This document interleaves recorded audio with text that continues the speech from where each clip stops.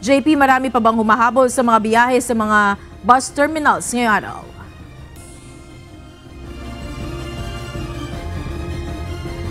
Monica, napuntahan natin yung Parañaque Integrated Terminal Exchange at saka yung mga bus terminal dito sa may Cubao sa Quezon City. Marami pa rin ngayon yung mga bumabiyahe dahil nga doon na rin sa long weekend na inaasahan mula ngayon hanggang sa December 31 na hanggang doon sa selebrasyon ng pagpapalit ng taon. Pero may ilang terminal dito sa Cubao, sa Quezon City na ang mga pasahero ay yung mga regular na lang na bumabiyahe, yung mga malalapit na probinsya kagaya ng Bulacan.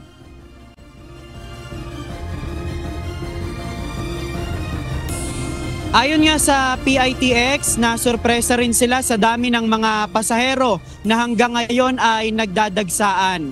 Pakinggan natin ang tinig ni Jason Salvador, ang Head of Corporate Affairs at spokesperson ng PITX. We were pleasantly surprised sa numbers natin. No? We anticipated many but not this big.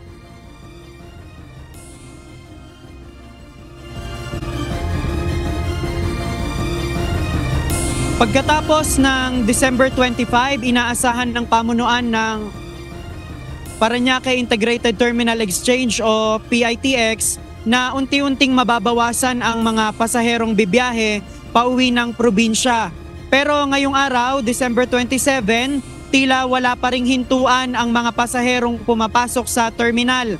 Ayon kay Jason Salvador, ang Head of Corporate Affairs at spokesperson ng PITX, ngayong taon ay naitala nila ang mga record-breaking na bilang ng mga pasahero mula nang naitayo ang terminal. Bago pa man ang December 25, umakyat na sa higit 200,000 ang average na foot traffic kada araw, kung saan ang pinakamataas ay nasa 230,000.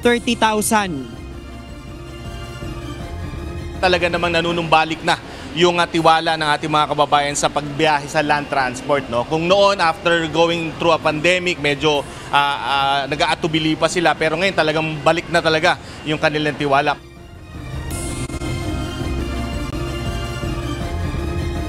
Maaari din anyang nadagdagan ang mga pasahero ngayon o ngayong taon sa PITX dahil sa pagbubukas ng LRT1 na direktang nakakonekta sa terminal. Mula sa Quezon City, mas madali nang nakakapunta sa PITX ang mga bibiyahe para magbakasyon.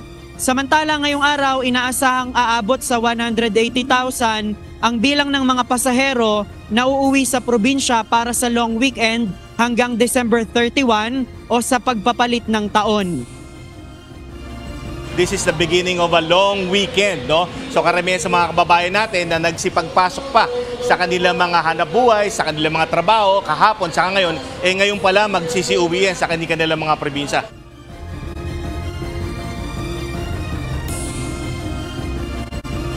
Ang abiso ng PITX sa mga bibiyahe, huwag magdala ng paputok dahil agad itong kukumpiskahin sa inspeksyon pagpasok pa lang ng mga entrance ng terminal. Kasama ang mga paputok sa ipinagbabawal sa terminal dahil maaari itong maging dahilan ng sunog at peligro kapag nailagay sa mga compartment ng provincial buses. Sana iwasan nila yung mga ibang bagay tulad ng mga mabilis lumiyab, yung mga highly flammable, di ba? Lalo-lalo na New Year. Siyempre, yung iba dyan gusto magdala ng pailaw, paputok at kung ano-ano pa. Iwasan na po natin to kasi alam naman natin na mabilis po ito lumiyab. Kahapon, marami pa ring mga illegal items ang nakumpiska gaya ng mga patalim, lighter, flammable materials at maliliit na tangke ng gasol. Monica, sa mga oras na to, no, yung datos na nakuha natin sa PITX, nasa lagpas 100,000 na yung foot traffic na naitatala sa terminal. At yung bilang na yan ay talagang mas mataas doon sa inaasahan ng PITX dahil nga dumadagsa pa rin yung mga pasahero. Dito naman sa area sa may Cubao, itong area na ito na northbound papunta ng Kamuning Flyover, nagkakaroon ng pagbigat ng daloy ng mga sasakyan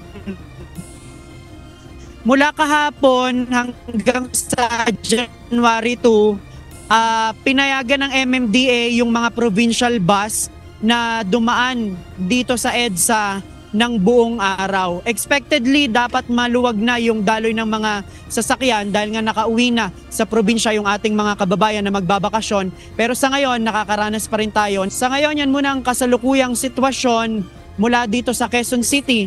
Balik sa'yo, Monica.